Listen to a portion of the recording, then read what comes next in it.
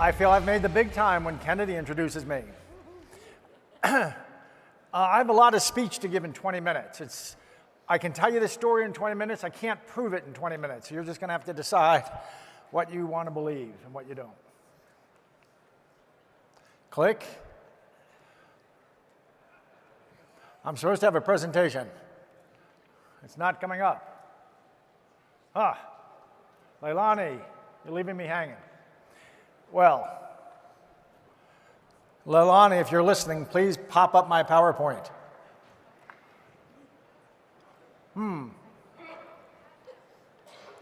Well, I'll just tell you the speech in the hope that they, at some point, figure out how to get, someone's doing it. Someone's doing it. FreedomFest is the second one from the top. FreedomFest 2026, looks like it. Okay, I wonder if they're going to count all that time against me. Because I know they're tight. Anyway, I'm just going to tell you the speech. The speech is I got a phone call the day after the Byrne report was delivered. General Michael Flynn. Who here knows Michael Flynn? Yeah, good guy. And he called me, he said, Patrick, this report's a cover-up. Your country's hanging, your republic's hanging by a thread. It's time you come public about your life. So he told me to write this book. I came out and wrote this book, Danger Close, Domestic Extremist #1 Comes Clean, prefaced by Michael Flynn, or forward by Michael Flynn, prefaced by Maria Butina. In the opening sentence of the preface, General Flynn says, through my work as a senior intelligence officer in the world of national security and special operations, I have known about the courageous work Patrick Byrne has been directed to do on behalf of the United States government. Most people do not understand the work of national intelligence assets, but that is what Patrick has been asked to be within the opaque world of government-to-government relationships. He spent 2024 making a movie out of it, quite a good 3-episode movie, actually. And here's the backstory. I have a TS-SCI cleared national intelligence asset. Overstock was kind of my cover job. I was invited here in July 2015 to speak to FreedomFest. I spoke on Bitcoin. Wired was writing about me as the Bitcoin Messiah. I came and spoke. Bitcoin was $250, by the way. I hope I convince some of you to do something about that. When I got off the stage, this Russian redhead came up to me, said, I've been sent here from Russia to meet with you. There's a bunch of people in government. We want you to come back to Russia and meet with them and so on and so forth. I reported that, as you have to do when you have a clearance. I ultimately was given a green light to engage with her, get to know her better and such. That turned romantic. I'm a bachelor, and I get a lot of latitude to do kind of whatever I want in this line of work. I became aware by February 2026 that we were setting up, it was all fake, we were setting up some kind of scandal on the Republican Party. And they were my chain of command, which went to John Brennan and James Comey, were using her to set up some Russian scandal. Then I was asked in November 2015 through February 2016 to bribe Hillary Clinton. I did so. I arranged a bribe for her with Azerbaijan. She took an $18 million bribe. At that point, I was told this is going to be used to blackmail her. That, Patrick, what's really going on is that at this point, President Obama has his people across the federal bureaucracy, but especially the Department of Justice. Hillary's going to be president. Nothing's going to stop that. But while she's president, there's going to be a Bunsen burner in the DOJ.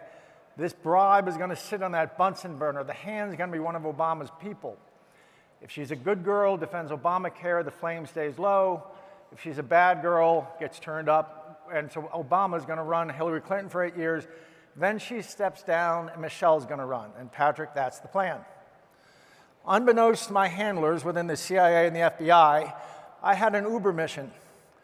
In September of 2006, the Senate Judiciary Committee and the chairman of the Intelligence Committee brought me in, said, we've become aware of who you really are, that you have this other life, and we're putting you on a mission to penetrate and disrupt the deep state.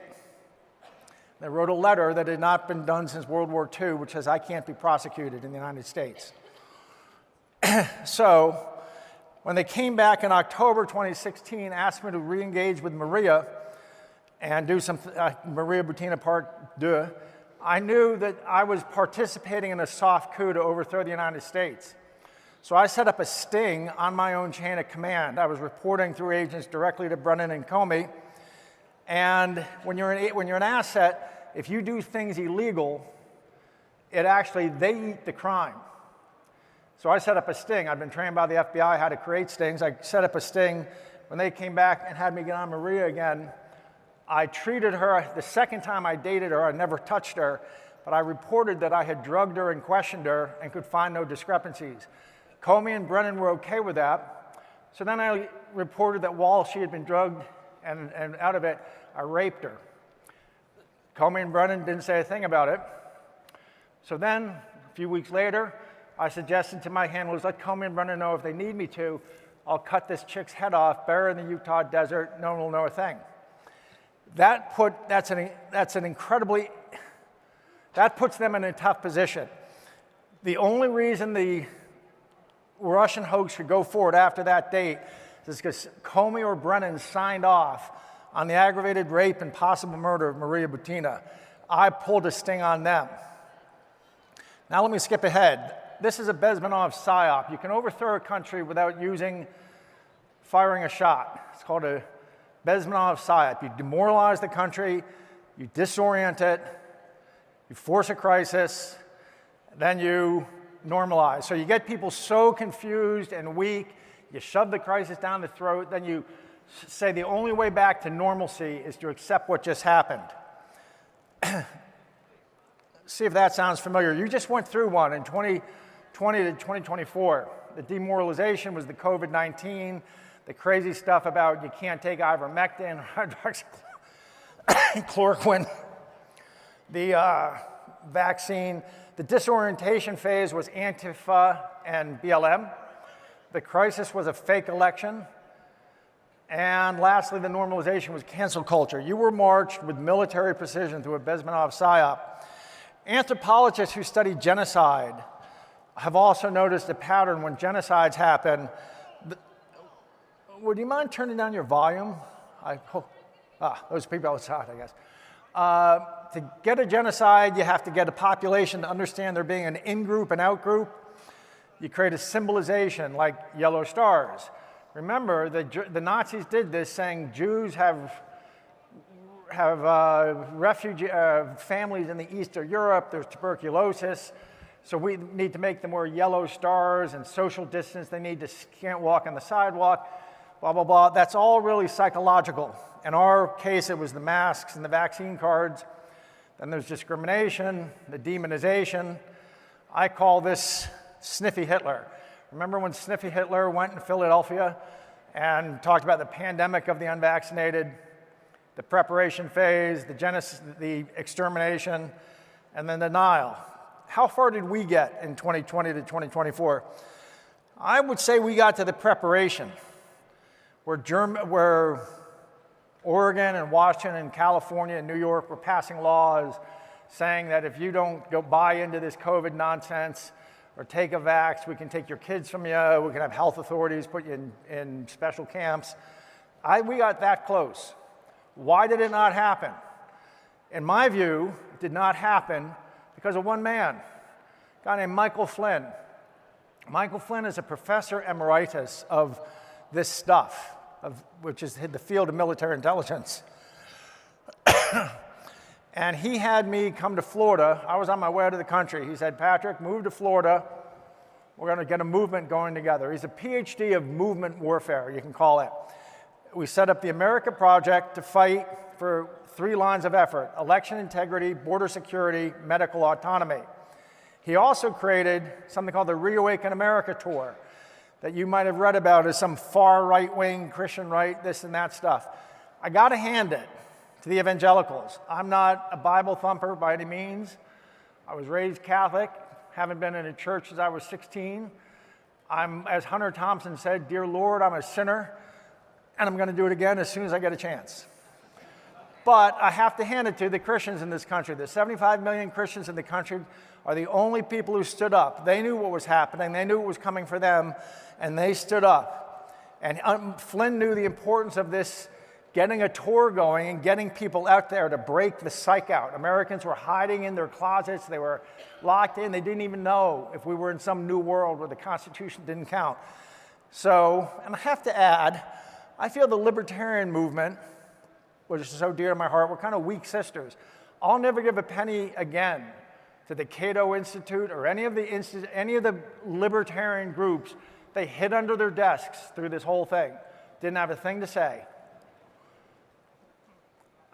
Then in 23, 24, I went overseas and committed a bunch of crimes, and I set up an operation to hack Venezuela out of Israel. I got thrown out of Israel. It was kind of a funny story. The Bibi Netanyahu sent his personal attorney to my hotel room to say, I was bearing it all under, if you looked at my social media, looked like I was there doing blockchain stuff. I was actually working with hackers and trying to break Venezuela. This big guy comes to my room and says, the prime minister's become aware of what you're really doing in Israel. We're not going to arrest you because we think you might be onto something. But you can't do this from Israeli soil. You got 24 hours to leave the country or we will arrest you. And he's instructed me to tell you, you're committing 4 or 5 major international felonies. And the prime minister and the government of Venezuela is going to take the position that you personally are conducting an act of war against them. So I left Venezuela and began a human penetration. Instead of hacking, getting people to defect from Venezuela, moving them around the South America and Caribbean islands, and ultimately to Gstaad, Switzerland. I took over a ski hostel and packed 29 Venezuelans from the government and such in. This is what we learned. Here's history, if it's ever told. This is what really happened over the last 3 decades. A Venezuelan mafia took over the Venezuelan government. It's a communist group, but it's a mafia. It's called the Cartel of the Generals, Cartel de los Soles. And they took over Venezuela, and they seized the world's biggest oil reserves, 500 billion barrel oil reserves. For comparison, Saudi Arabia at number 2 has 300 billion barrels. So the largest oil reserves in the world are Venezuela. And if you've just seized the world's biggest gas station and you pump, and they've stolen about $2.7 trillion since then, what else do you need to seize? You need to seize the election commission so you never get kicked out. The Consejo Nacional Electoral, which they seized, and they developed it in 2004. They introduced a computerized election system that had a back door so they can make it spit out any results they want. They spun that off as a company called Smartmatic, and then through a series of corporate acquisitions and mergers and divestments and licensing agreement, that ended up as the operating system of election equipment in 72 nations. Being with these guys who created this system, Leilani, may I trouble you for my tea, please? Being with the guys, they're masters of stealing elections. There's this whole cadre of Venezuelans who this is their profession. There's 15 ways. 14 of them are the on-the-ground ways you know about, you've been hearing about if you follow this issue. The voting, the stuffing the voter rolls, thank you, Leilani, thank you. Everything else you've heard about. The 15th way, there's a war room in Belgrade, Serbia, where at the end of the day, if they want T to beat clicker, they use the 14 on-the-ground ways all they can, and then on election night at 7 o'clock, the polls shut, they look, if it's still behind, they can come in from Belgrade, Serbia, and they can jam through any extra that they need to make it win. In fact, one of the most dramatic moments of my life was when Michael Flynn came over to meet these people in the summer of 2024, and they told him, after he'd interviewed them for 90 minutes and was satisfied we were about to leave, I asked the lead Venezuelan, tell the general how much this has gone on. And the guy kind of gulped and said, General, we've been stealing elections for 20 years in 72 nations. And China is ultimately behind it all. They've bent the arc of Western history, so we smashed into a bridge abutment. In Xi'an, China, there's a military intelligence institute which studies every county in America. They know in your county who's running for dog catcher, police chief, everything. And from the ground up, they've been bending the arc of our history in 71 other nations. How the Venezuelan elections are rigged. Who's ever running against the dictator, this has gone on for 25 years, He gets about 7 million votes. The dictator gets 2 million votes. Then the dictator stuffs 5.5 million votes. So the dictator gets 7.5 million votes. And what do you know? 7.5 million beats 7, and he wins again by a hair. That's what happens every election. The problem for them is 6 years ago, they introduced fingerprint. When you vote in Venezuela now, you have to present not just ID, but pardon me. I lost half a lung 2 weeks ago. They took half a lung. So I'm not at the top of my game. You have to give your fingerprint to vote. What that really does is the machine takes a picture of your ballot, ties it to your fingerprint so the secret police know how you vote, which is really very useful for the secret police. The problem is, how do you stuff 5.5 million ballots when you don't have those 5.5 million thumbs? These computers have a special little back door no one knows about that, when tickled, spits out a correct 9-digit number, just as if the correct fingerprint's been given. That special program was working right up until July 8th, 2024, at 12:01 in the morning. And on that morning, it stopped working. It started spitting out random 9-digit numbers. And that's why on Election Day in Venezuela, 2024, in the middle of the day, everything went wrong. They canceled the TV program where they show the results come in, and every time, oh, what do you know? Oh, I just won again. They canceled it. They just came out the next morning, said, we won, hell with you, and they arrested 2,000 protesters. That was us. We hacked that. We hacked that special code and that software and that thumbprint reader. We blew their election. So, that was us. What actually happened on November 5th, 2024, is that the first Congress was worthless. We had all this. We had the Venezuelans. We had the proof. We can show that we can make these machines stand up and whistle Dixie if we want. It was taken all across Congress. The woof-woof, the tough Republicans like Jim Jordan, those guys, they became convinced. They had a special meeting of the Freedom Caucus. They went off, had a special meeting, came back and said, we can't touch this. It's too radioactive. After the election, we'll look into it. Well, there would not have been a country if Kamala Harris had won. The only senators who did anything were Ron Johnson and Markwayne Mullin, who took my partner to Mar-a-Lago, my Venezuelan spook partner, to Mar-a-Lago, demonstrated all this for 3 days, convinced everybody. I'm told that Trump had 3 responses. Is this true? Is there a way to stop it? And God damn it, I knew this, and you all told me not to believe it, but it's all true. Finally, my partner was sent out to Elon Musk, who reviewed it, his technicians got on the Zoom call with my guys in Gestad. They spent about 36 hours on this all, and then he got on a plane suddenly and went up to Butler, PA. Do you remember when Elon suddenly flew up and began campaigning with Trump about 15 days before the election? That was the afternoon. This had all been, he'd spent a day and a half absorbing all of this, having his technicians interrogate our guys. He became convinced. He went to Trump. U.S. Cyber Command took over. Even though Trump wasn't president, there was a place to go, and my partner Martine was sent to the Pentagon, to U.S. Cyber Command, to a part where the Biden administration could not interfere, and they smoked that office in Belgrade, Serbia, with an offensive cyber attack. Now, I'm not supposed to be telling the world any of this, but this isn't going to be another grassy knoll for 50 years. I am telling the world this. I had a backup plan if they didn't act. I had a $1 million deal with the Albanian mafia to firebomb this place.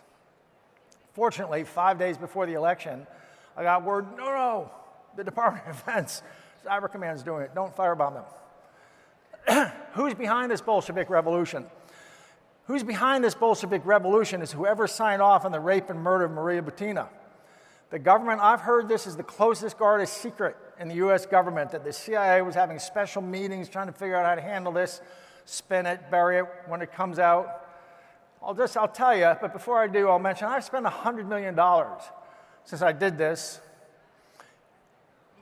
that's my Bitcoin address if anyone wants to take a picture. And if I got you into Bitcoin 11 years ago, I hope you remember me. Send me a few shekels.